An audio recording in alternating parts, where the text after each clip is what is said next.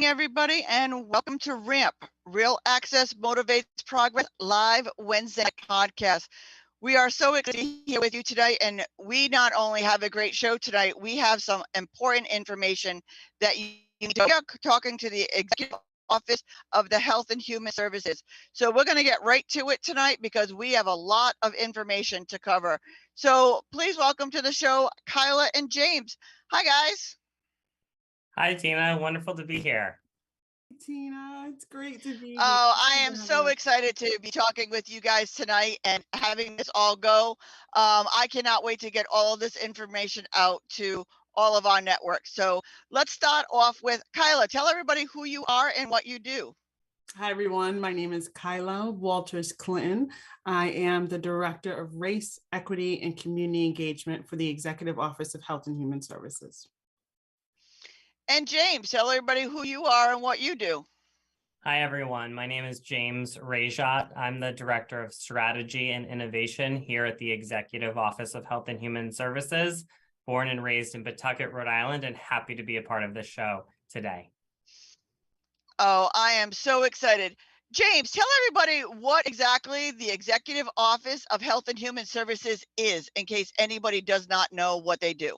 Absolutely. So the Health and Human Services Office here in Rhode Island is the principal agency within our executive branch of government that manages many of our departments: our Department of Health, our Department of Human Services, the Office of Healthy Aging, the Office of Veterans Services, our Department of Children, Youth, and Families, and the Department of Behavioral Healthcare, Developmental Disabilities, and Hospitals, often known as BHDDH. We also are the state agency that administers the Medicaid program in Rhode Island.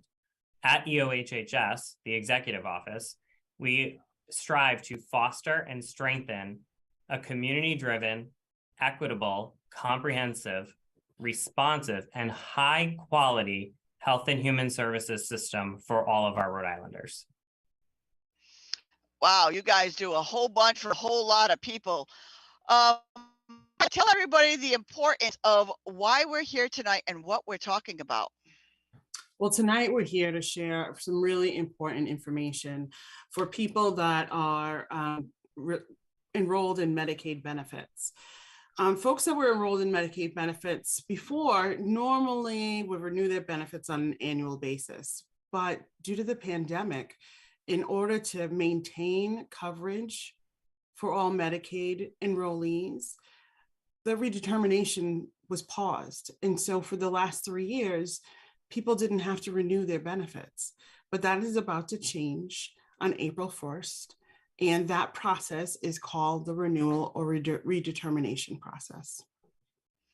So we want to make sure go ahead. Yeah, why is that so? I was just going to say, why is that so important to people that they need to know about this and be involved? A lot of things changed in the last 3 years. And so in order for Medicaid to make sure that all of your information is up to date, we need people to go back in and update their information. Make sure your address is correct, your phone number is correct, because mailings will start to come out. And we want to make sure that those mailings that indicate when it's your turn to be renewed, you get. So we're asking people just to go in right now, make sure your information is up to date, address and phone number. So when those mailings come out, they reach you. And how do people go about doing that? There are a number of ways. You can go through Health Source RI and you can update your information that way. There are links on our Department of Human Services website, on the Department of Executive Office and Health and Human Services website. And so you can go through all those different channels to update your information. That is awesome. And this will also be put in the chat below. If anybody is watching online tonight, I want to let you know that if you have a question, please make sure that you're typing it into the chat and I will make sure I ask Kyla or James to answer that for you. James, tell me, who is managing all of this services for the state? Absolutely. The Medicaid renewal or redetermination process is being led by the Executive Office of Health and Human Services, along with our Department of Human Services and HealthSource Rhode Island. However, since this is a very large process that will affect about 370,000 individuals in Rhode Island, about a third of the state, we have partners all across government and in the community, such as yourself, by welcoming us onto this show tonight, who are assisting us with both getting the word out and in assisting folks through this process as it begins in April 1st. It's important to note that this change was initiated by the federal government that we, as the state, have to follow. And so this is nothing that, this is not a change that the state is making. However, a change that we are being responsive to based on federal guidelines that have changed, that are essentially having us redetermine everyone's Medicaid benefits instead of being continuously enrolled, as Kyla mentioned, throughout the pandemic. Because of course, during the pandemic, we did not want anyone to lose health coverage while we were facing the illness and medical needs required of COVID-19. It is so important for people to get involved and to know what their rights are and to know where they are in the process and to make sure that their information is all updated. Kyla, is this just for Medicaid, or what about people who get SNAP or work with Rhode Island Works? Does this affect them as well? This change just affects Medicaid benefits. Now, related to the pandemic, you're going to see some changes. And so we want people to, that have other benefits, to just be aware and ready, but this only affects our coverage with Medicaid. SNAP supplements, they are due to change, so please stay ready, but it doesn't have to do with Medicaid. This is just for Medicaid. So in the event that the federal public health emergency ends, other program changes, they may occur. But again, that's separate from the Medicaid renewal process.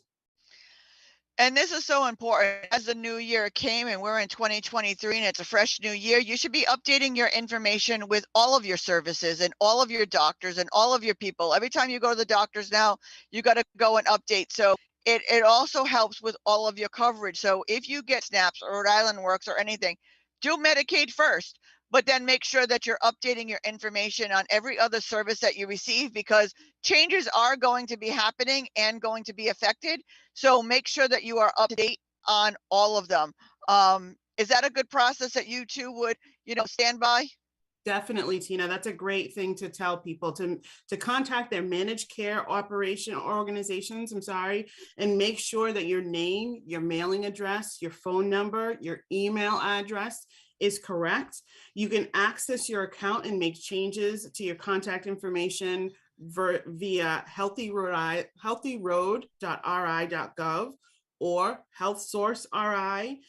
There's a live web chat that's available there.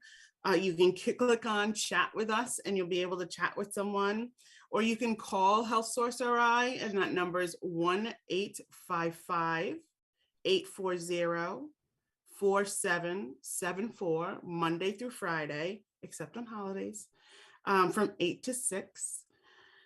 And there's will be central staff that'll be available there to help you in both English and Spanish. You don't want to work holidays, Kyla? Kids might get a little upset with me if I do that. Nice. James, I want you to tell everybody who's listening tonight what they should be doing right now to be prepared for all of this. Absolutely. So what we need folks to do is we need folks to be ready so you can stay covered. We need folks to be ready by tuning in to what your managed care organizations are telling you as they reach out to you. We need you to pay attention to your mail as your mail is coming in, and look for mail from the Department of Human Services, the state of Rhode Island, and Medicaid, so that you are vigilant whether or not a change is happening. We need you to go online to all of those items that Kyla just mentioned and ensure that your updated information is in our systems. That is your name, your mailing address, your phone number, including cell phone number, so you can get text messages, and your email address. That is super important for us as we move forward so that we can reach you when it is your turn for redetermination and make sure that the information that we need is in our system to be able to process that application.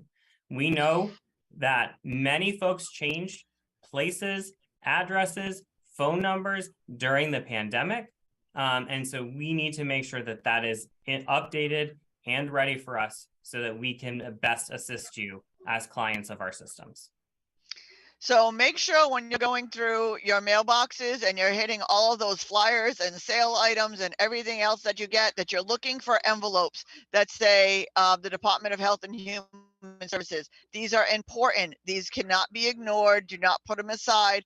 If you need help filling them out, ask a caregiver, ask a family member, or again, you can call the Department of Health Source and you can get all of the information that you need. Will everybody need to go through the renewal process? There are certain groups that will be redetermined at different times. One of those groups are our children. Our children will be redetermined, I believe, in 2024, in March of 2024. That's correct, right, James? January of 2024. So January. Our children won't be renewed until January 2024 because we want to ensure our kids remain covered.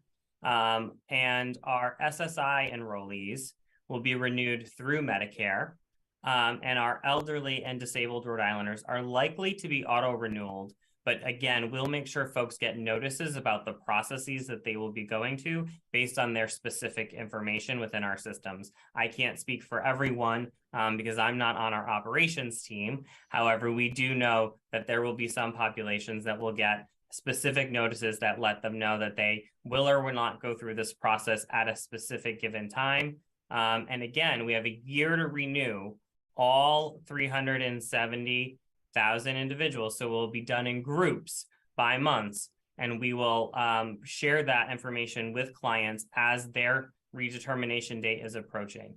In most cases, folks will be redetermined based on the last time that they were redetermined with Medicaid.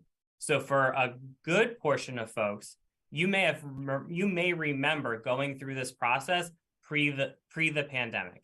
You've had this happen before where you've had to return applications, upload additional information or documents, or provide that to the Department of Human Services. We need you to remember that process, remember what those forms look like. We'll help you. We'll make sure we get information out there and share it with partners such as Tina. But then there will be a group of folks, I think it's about 170,000 individuals who enrolled and needed coverage during the pandemic because either of changes in job status when we had to close businesses and a whole host of other things during the pandemic times. And this will be your first time going through this process.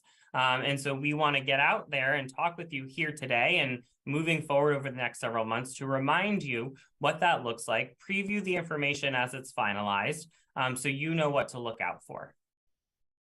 And just to let everybody know, if you're not taking this all in or you're getting bits and pieces of this, do not be overwhelmed because RAMP is partnering with the Department of Health and Human Services to help them get the information out. So if there's information that we need to get out, we will be using one of my live stream partners, and we will be putting it out through all of the social media and any other way that we can get the word out there. So you will be notified not only by mail, but by me, by everybody, by EOH. This is not a one and done. We're going to be following up with them weekly. We're going to be making sure we stay on top of this, and we're going to be holding your hand every step of the way through. So don't feel overwhelmed. We will make sure that you get all the information that you need. Once people renew, is this going to be something they're going to have to do annually? It's an annual process. So once people renew, they will have to continue to renew annually like they normally would with any other benefit. What happens if their income increases? Does that change? If their income Jane? increases? Yes. If their I'm income going to let either one of you, whoever feels best to answer the question, please jump in because I'm not sure which one of you would be best to answer each question. So whichever one of you feel better to answer it, just jump right in. Absolutely. So eligibility is determined based on a variety of information, program type, unique criteria to the individual, whether it's medical or non-medical, and then other factors such as demographics and items such as income. So that information will likely be needed for folks as they go through the redetermination process. We're going to try as much as possible to do what we call a passive renewal, which means an administrative renewal, get as much information as we can from our existing sources to make a determination and not have to require a bunch of documents on a consumer's hands to have to be uploaded into the system. That's kind of clunky, and we want to avoid that where we can. And move forward and get as many folks through the system and the redetermination as possible with the available information we have. That being said, we probably will need some additional information from a handful of our customers. And again, we will help you through that process. We will notice you that we do indeed need that information. We will work with our managed care and other partners to ensure that we are reaching you to share that message. And we've built in some additional safeguards as we move forward. So for example, for some folks, if you do not meet the eligibility moving forward for the Medicaid benefits, we are working to set up systems so you can be auto-enrolled in our Health Source Rhode Island plans without having a lapse in coverage. So we are working on that, and those details will be outlined in what we call your benefit determination notice, which will be the last notice you receive from us through this process. And again, I know this is complicated, so we will share more information as we have it available with you all, both here and in other venues. And we are working with our community partners to also be there and provide what we call client support services to help you through this process. Understand the forms if anything is unclear, help translate into another language if for some reason you get a version that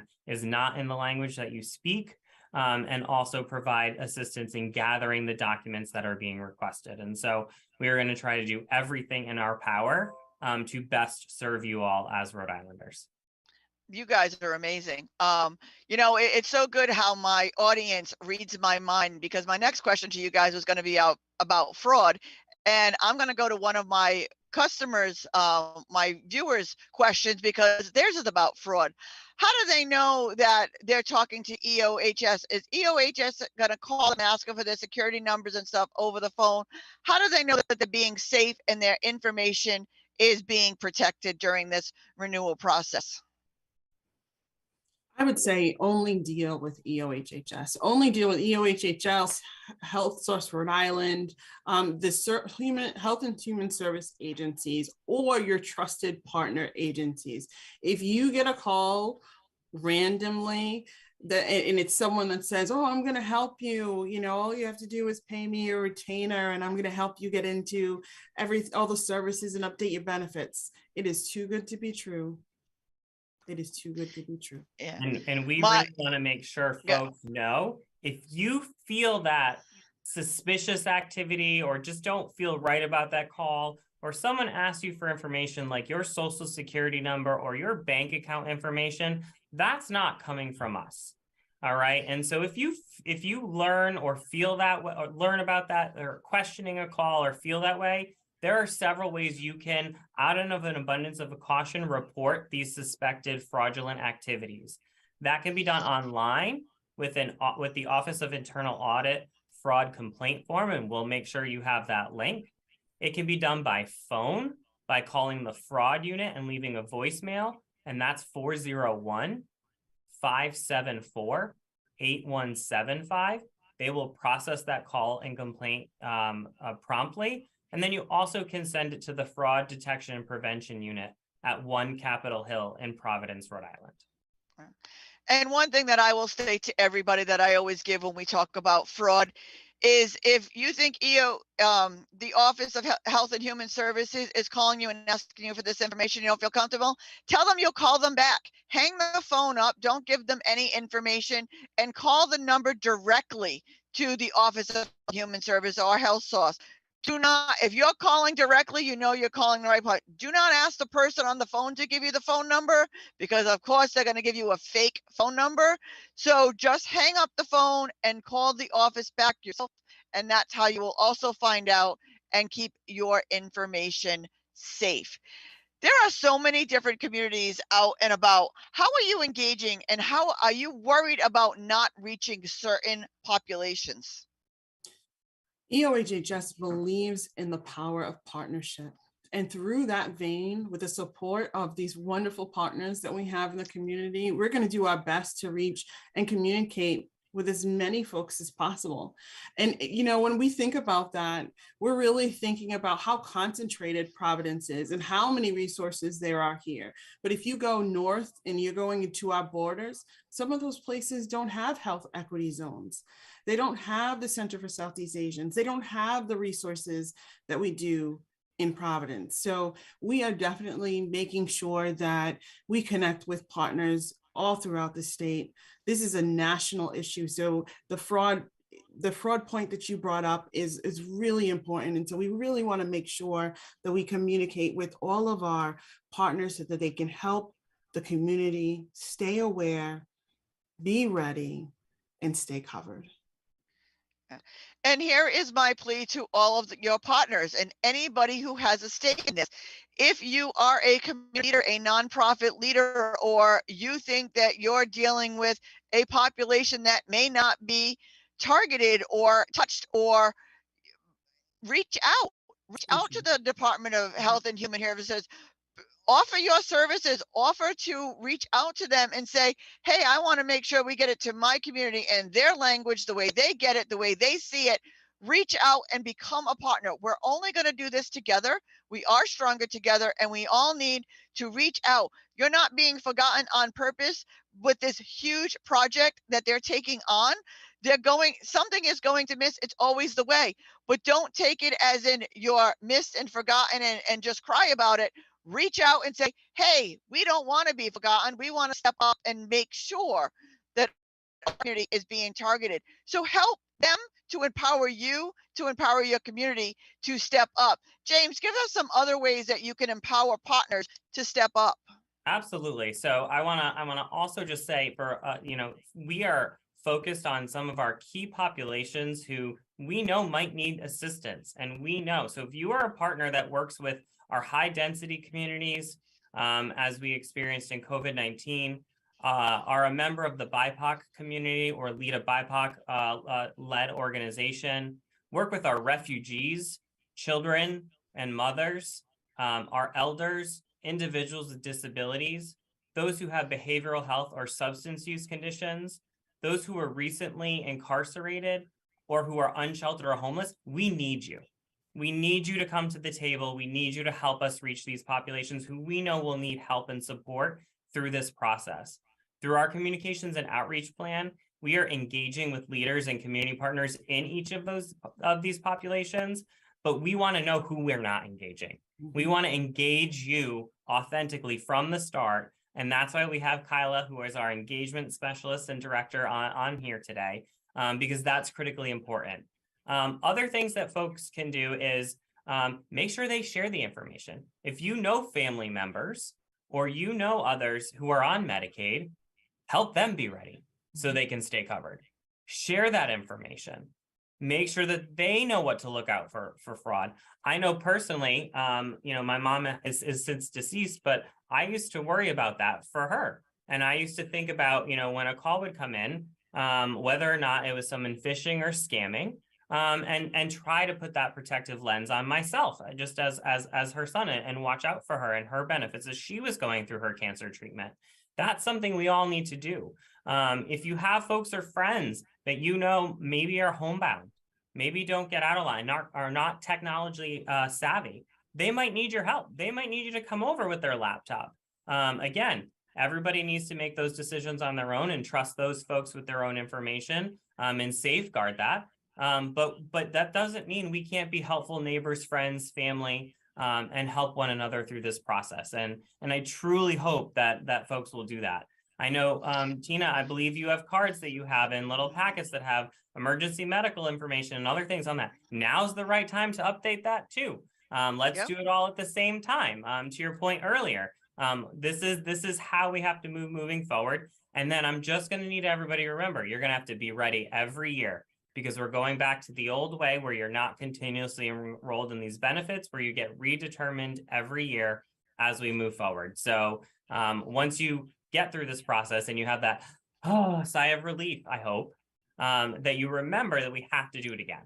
And that's important. And it's going to be the same time every year for you to renew. So, when you do renew and you do have that sign of relief, keep that piece of paper by your side and say, okay, these are all the places that I need to update, renew, and keep fresh. You should be doing it every year. Things change every year. Health changes every year. Emails, addresses, phone numbers change every year. The people who are around you, unfortunately, pass away or move on or something. They change every year. Keep a list, keep a notebook. If you know of a resource in your city or town, like I know that there's a code red system in every city and town that we can tap into those lists, and we can make sure that the people on those lists are taken care of. Step up. The easiest way you guys can get the information out, share this podcast, share this information, share these sites, because we will be going live on these sites quite often to help people and guide them through the process. I'm going to take another live question if you guys don't mind.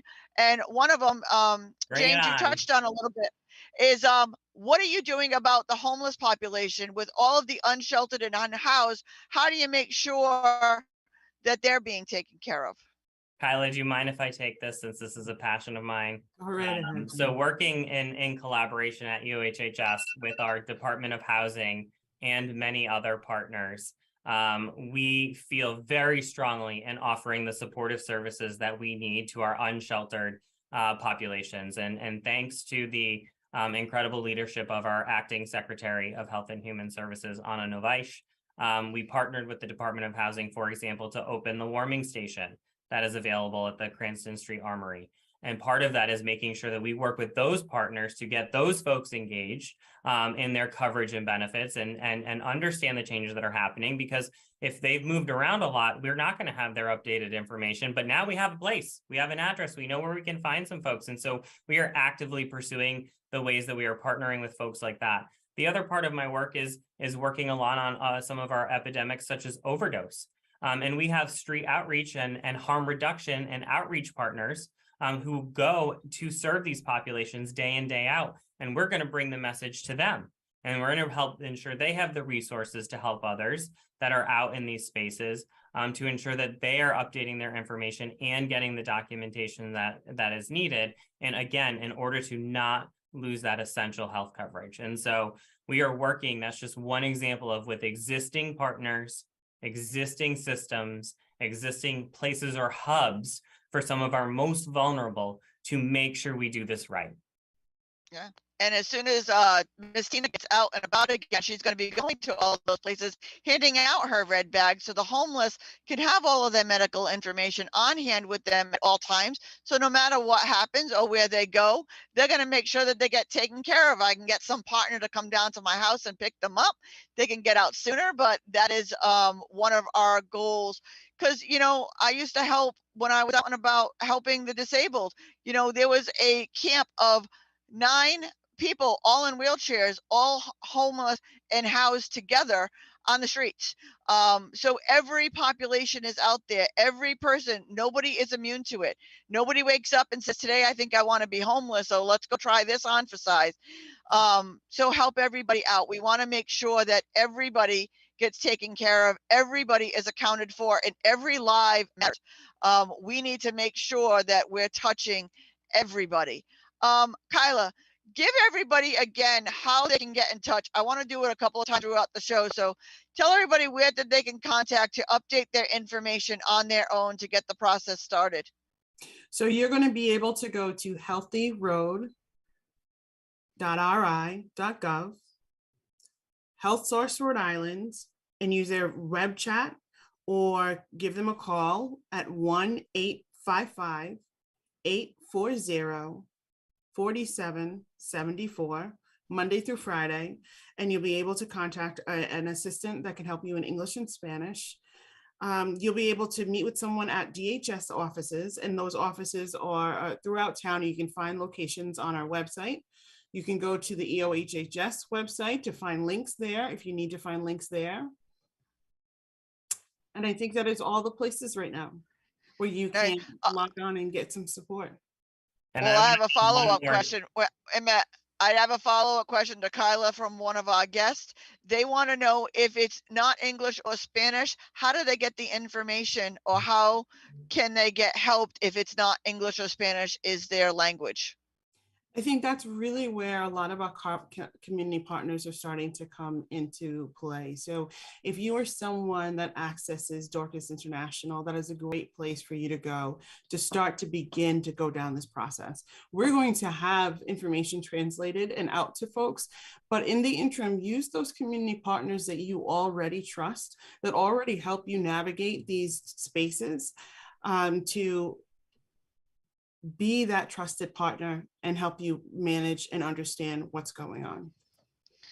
And I want to tell everybody that they can go down to the Rhode Island Department of Deaf and Hard of Hearing for anybody that needs sign language to help them get through this process. I have already spoke with them this morning, and they are willing to translate whatever they need to translate for the deaf and hard of hearing as well. So I just want to throw that out there. James, I didn't mean to cut you off. I just wanted to get that question in while it was fresh in everybody's mind. Absolutely, and it's super timely, and it's so important. And Kyla took some of the words right out of what I would say. But many of you, or many folks who might speak other languages, you know, have your sources of folks who help you with other items, whether it's immigration or a variety of other services. Don't be afraid to ask. That's about helping each other and getting the resources and the support that you need.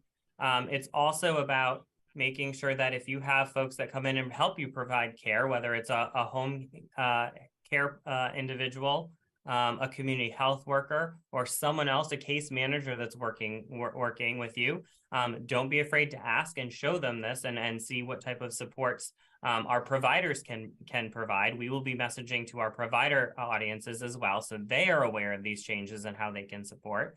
And then lastly, I want to give everyone a tip. If you have your insurance card from Medicaid and you turn it to the back, you will notice whether it's from Neighborhood Health Plan of Rhode Island, Tufts Health Plan, or the United Healthcare Community Plan, which is our managed care organizations, and you'll know which of those three you have. There's a number on the back that you can call and they can assist you. Most of our organizations, particularly our call centers, have the ability to use language lines and a whole host of other things in order, if they don't have the individuals that speak that language, to make sure they can help you do this. And they are ready to help update your name, your mailing address, your telephone number, including a cell phone number, because again, we want to get you through text messages as well so that you don't miss anything, and your email address. And we have it set up so those go and automatically update into our systems as well. So again, there's a lot of ways that we can reach you. There's a lot of ways that we can help you, but we need you to be ready. We need you to engage, and then we need you to stay covered. Yeah. And you know, here's a tip for everybody else. Here is the perfect fact that one person can make a difference. You don't need to work for Dorcas International. You don't need to be a part of RAMP. You don't need to be a part of the Asian Alliance. You could be one person that speaks a different language, and you know people in your community that speak that language that you can call up and say, hey, I speak this language, give me the information so I can translate it for my neighbors in a way that they're going to understand it, because nobody knows them better than you, because you're the one who's interacting with them on a daily basis. You can bring it down to their level. You can bring it down in their language so you can help out. You don't need to be part of an organization in order to help out. This is where everyone can help everyone at this point. Step up. This is your time to step up and do something for your community. It's free, it's simple, it's quick, and you can truly make a difference, because getting people enrolled or re-enrolls is so important. You could literally be saving lives to make sure that they're covered going forward. You're so right, Tina. And when I was recently at the Refugee Dream Center, we were having that conversation because it's not just about language, it's about culture. It's about how you approach people. How do you understand what's happening in that family? Who do you talk to? Is it a family where the male is the prominent figure and you have to go through that individual in order to talk about what's going on in the family? So all those dynamics are really, really important. And we're just so thankful to have partners like the Refugee Dream Center when we know that there are so many transient populations coming in and out of Rhode Island, to really be able to be on the grounds, understand them, and give them the support that they need. Yeah. And I mean, the thing is coming from you, like, I know the disability community, me and Kyla could be in the same room and people are going to believe me, then they're going to believe Kyla, not because they don't like Kyla or not because, I live and breathe what they live and breathe. They see me living it. They're going to trust what I say is fact. That is the same way in every culture, in every area, and everything that we have going on out there. And we respect that. We want to see it from all perspectives. And we understand that our perspective isn't the be all end all perspective, that we need your perspectives to help us drill this down to make sure people not only are doing it, but they understand it, and they can understand it to keep renewing this every year, know what their rights are, know what their benefits are, and know that they're safe and they're covered. James, you must have something to add to that. Of course I do. Of course. How did you know? It's like you're reading my mind. Go figure. No, I want to just reiterate that that moving forward, particularly as we get into April and this process starts, this is not the only time you'll hear this from us, okay? And that is not the only time you'll hear it from our community partners, those that you're already engaged with and those that perhaps will be newly engaged with at that time. You will see more information in the news, on posters and flyers within our communities, on public transportation, and a variety of other things. Another item that you'll see as we do this campaign and make sure that you are a member, and we have constant reminders for you that this is happening, and you open those mail pieces and you see those notices, is that you'll also have the information on our Healthy Road app. And so it's an app that you can download on your handy dandy smartphone. If you don't have a smartphone, that there's also a website that can be used. You may need to ask someone. You may need to ask, someone who's part of the family that you choose to help you or to use their device. But you can download that smartphone. You can change and toggle between English, Spanish, and Portuguese. So in terms of language, at least making it available in those three, where you can update your contact information, you can submit paperwork if you're requested to do so, and you can also check on the status. And so we are trying, again, to use text messages, notices via direct snail mail to you all, social media messages, podcasts, community engagement with our partners who live in the places that you work, that you live, that you play, that help you, and through this media campaign and through the value of technology in this day and age. And so we hope through those different mechanisms and the ability traditionally to call on the back of your insurance cards, if you haven't made a copy of that, I'm sure Tina's going to tell you to put that in your bag as well, to have a copy, because you never know when you're going to lose it, or you might be on the go and something happens to you and you want that with you. No reason, as soon as you make a copy of that in the next night or tomorrow, and you go to put it in your bag, make that phone call and have them help you update their contact information. There's no reason to wait. Be ready, engage now, and stay covered. And you are absolutely right. Do not carry your actual card. Carry a copy of your card, because you are going to lose it. You are going to drop it. Things happen. Life gets in the way. I always say, put a copy of your card in your red bag. Keep your actual card at home, because that's where you're usually 90% of the time going to make that call. All of our webcasts and all of our live streaming has closed captioning. So you can read what you need to read and what you need to understand. Like I said, we're partnered with the Deaf and Hard of Hearing, so you can go to that way for all of my community. and any other accessible way that you need to get this information, let us know. We'll make it happen. Let me know and I'll find a way, because if anybody knows me for half a second knows I don't take no for an answer, that anything is possible with a little determination. So challenge me. Give me something you think I can't do and I'll challenge me. I will get you the information, and whatever way you need it, I will find a way to get it to you. That is the important part. Kyla, give us a brief overview for those who joined us late, because we have a lot of people watching with us tonight. Can you give us a brief overview of what we're talking about tonight and why this is so important? Tonight, we are talking about Medicaid renewal or Medicaid redetermination. And this is a process that we normally would do every year, but due to the pandemic, we've been on a pause for the last 3 years.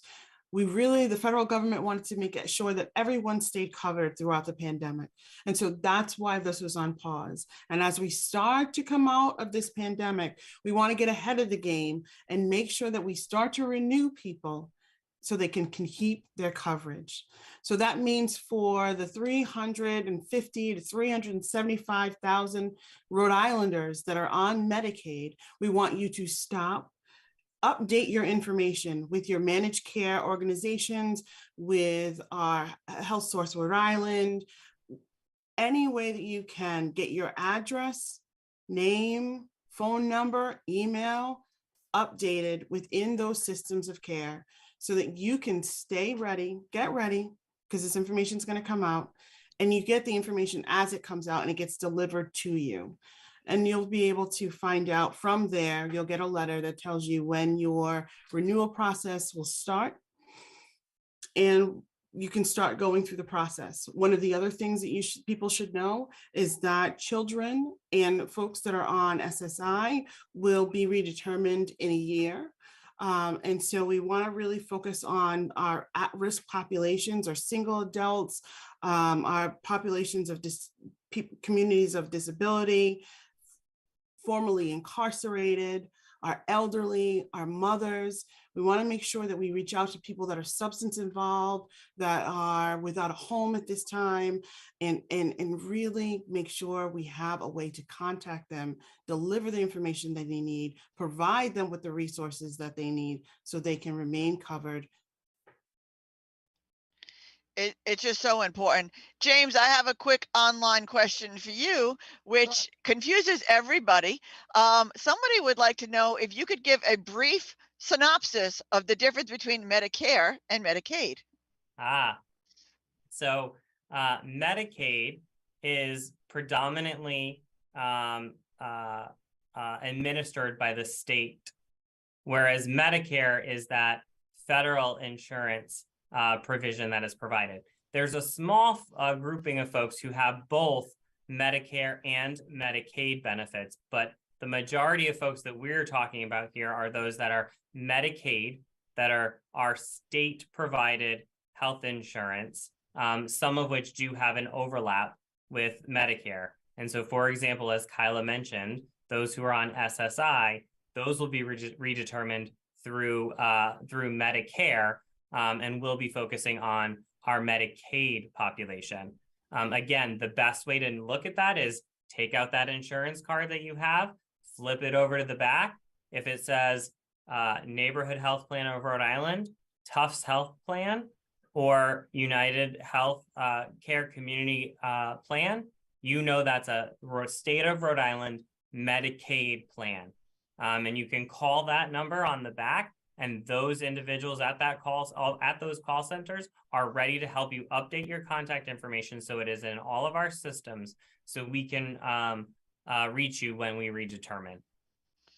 And if you're really confused, call anyway, because the most that they can tell you is, nope, you got Medicare, not Medicaid. You're not doing it right now. It's not going to hurt to call and find out if you're really confused, because I know there's a lot of people that get them confused.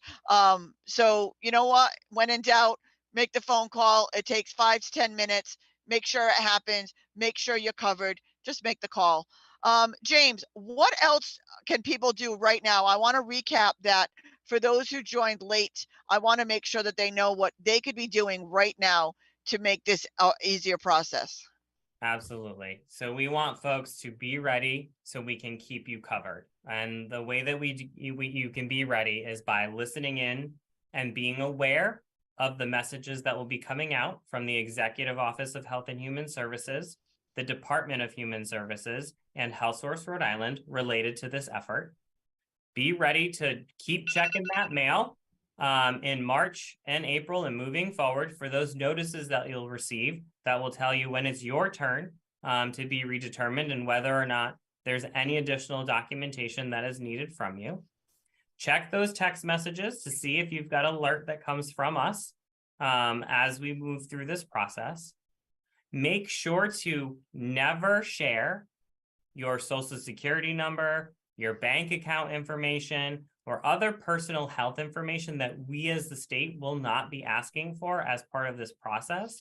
And if you get that feeling in your stomach that something's not right about a phone call or an outreach, or it's not from a traditional partner that you've worked with, or it doesn't seem to be our human services call line, make sure you report that and report that as potential fraudulent activities. There's nothing wrong saying, you know what, I need to take your number down and I'll give you a call back and ask someone what they think, or look it up online, or call and report it to verify first. The last thing we want is anyone as a consumer to be taken advantage of during this process. And so again, it'll be the state doing official state business, and we want you to be aware and alert for those things. So again, you can reiterate that. I know in the past we put the numbers up on the screen and the forms that you can submit with the Office of the Internal Audit. If there is worry about fraud, we certainly can do that again throughout the show. And just to recap the number, if you are suspecting fraud, if you are concerned, please let us know, is 401-574-8175. Repeat that again. 401-574-8175. Leave a message, and the folks who retrieve the messages process those calls and complaints promptly. There's an online form you can fill out as well.